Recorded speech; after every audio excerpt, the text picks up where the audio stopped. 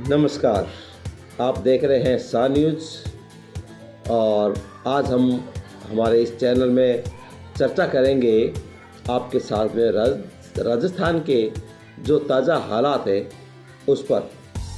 सबसे पहले मैं आपको बताना चाहूँगा, राजस्थान के जो भावी सीएम कांग्रेस की तरफ से है सचिन पायलट, उनके जो हालात आज के नज़र देख रहे हैं तो उनमें राजस्थान का भविष्य नज़र आ रहा है। जैसे कि उनका अगर कहीं पर भी दौरा होता है तो आपने देखा होगा कि सचिन पायलट के साथ में एक इतनी लंबी भीड़ और एक ऐसा वर्ग है जो उनको चाहता है।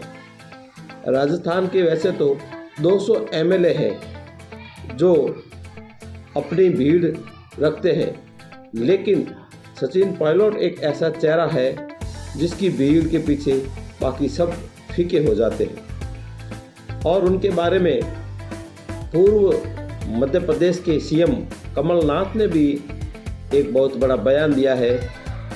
अशोक जी, आप सचिन पायलट को मुख्यमंत्री बना दो, 40 सीट तो एमपी में ही आ जाएगी।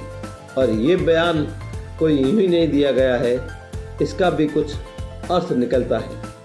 अब हम आगे बढ़ेंगे। महारानी कॉलेज में हंगामा।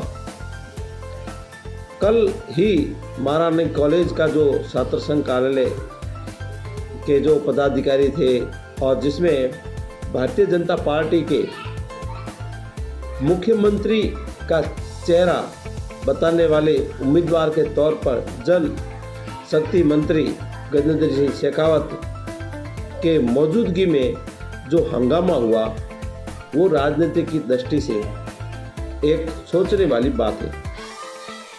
महारानी कॉलेज की जो छात्र संघ इकाई है, उन्होंने ये कार्यक्रम रखा था और उसमें ये हमारे निर्दलीय युवा साथी जो थे वो पहुंच गए।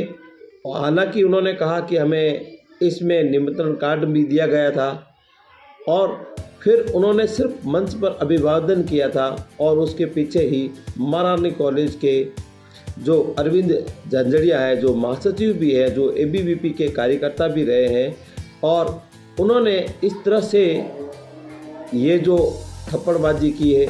और उसके बाद में अरविंद झंझड़िया का जो हाल हुआ वो भी हमने फुटेजों में देखा है। ये राजनीति के लिए अच्छा नहीं है और शिक्षा के जो द्वार है, जहाँ पर शिक्षा ग्रहण की जाती है, वहाँ पर तो ये हंगामा बिल्कुल भी उचित नहीं था। गजेंद्र सिंह शेखावत को भी चुपचाप मंच से जाना पड़ा, ये भी अपने आप में सोचने वाली बात है। इसके अलावा इसी हंगामे को लेकर कल एक बाइतू के विधायक और अपनी खास शैली से चर्चाओं में चल रहे हरीश जी चौधरी ने भी अपने सोशल मीडिया पर एक अपना बयान पोस्ट किया है, जिसके बारे में भी आपको मैं बताना चाहूँगा।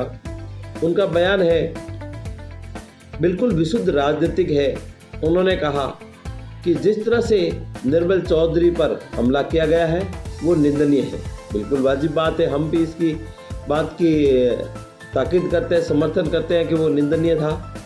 और उसके बाद में उन्होंने लिखा है कि ये जो ताकतें आपस में छात्रों को लड़ाने का काम कर रही है, आपको इन ताकतों को पहचान कर उनसे दूर होने की ज़रूरत है और एकता की ज़रूरत है। विधायक के तौर पर और एक दिग्गज कांग्रेसी नेता होने के तौर पर उनका यह बयान बिल्कुल संयमित, मर्यादित है और उन्होंने इसमें अपनी राजनीति को भी समेटा है। इसके लिए हम हरीश जी के कायल हो गए। और इसी दिन बजट सत्र का पहला दिन राजस्थान में जो हंगामा हुआ वो भी काबिले गौर, क्योंकि इस तरह के हंगामे जब शिक्षा के क्षेत्र में हो, संसद में होने लग जाए, तब सोचने वाली बात है कि राजस्थान या किसी भी देश और प्रदेश का जो एक लेवल होता है या जहाँ से आम जन को उम्मीदें रहती है, वो सोचने पर मजबूर होता है कि ये प्रदेश अब कौन सी दिशा में जा रहा है। और वहाँ के जो ज्ञानी और दानिश्वर लोग हैं, उनको भी चिंतन मनन करने की ओर ले जाता है। अब बात करेंगे संविदा कर्मियों की पीड़ा की भी।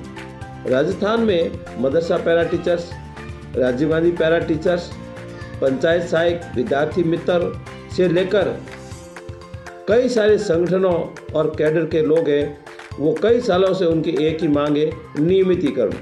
लेकिन इस पीड़ा को भी राजस्थान सरकार ने आधा अधूरा समझकर अनसुना सा कर दिया है। पहले बजट में उनका ये बयान, हम नियमितीकरण करेंगे। दूसरे में बजट में उनका बयान, हमने कमेटी बनाई है। तीसरे बजट में हमने रिपोर्ट प्राप्त कर ली है।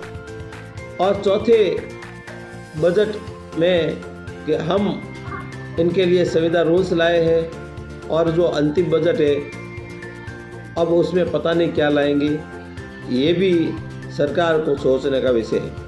संविदा कर्मी कई सालों से विभिन्न विभागों में जो सेवाएं दे रहे हैं, और उन सेवाओं के बदले में वो भी और उनके परिवार भी अब चाहते हैं कि जो लोग 10 साल से 15 साल से लगातार राजस्थान के विभिन्न विभागों में सेवा दे रहे हैं, तो उनका भी उनके योग्यता के अनुसार, उनके अनुभव को जोड़ते हुए नियमितीकरण हो, परमानेंट का उन्हें तोहफा दे। अब सरकार बार बार विभिन्न तरह के प्रलोभनों से उन्हें फैला करके किसी तरह से अपना समय को पार करना चाहती है। लेकिन ये वक्त बड़ा दुश्मन होता है हर एक का, जो जब आता है तो लपेटे में सबको लेता है। और शायद इस संविदा कर्मियों की पीड़ा में ये वक्त अब सरकार का भी आ चुका है। अब इतना ही, आगे फिर चर्चा करेंगे नए हालातों पर और नए देश की जो लाइन चल रही है उस पर, और समसामयिक मुद्दों पर। आदाब, बशीर शाह न्यूज़ के लिए पाटौदी।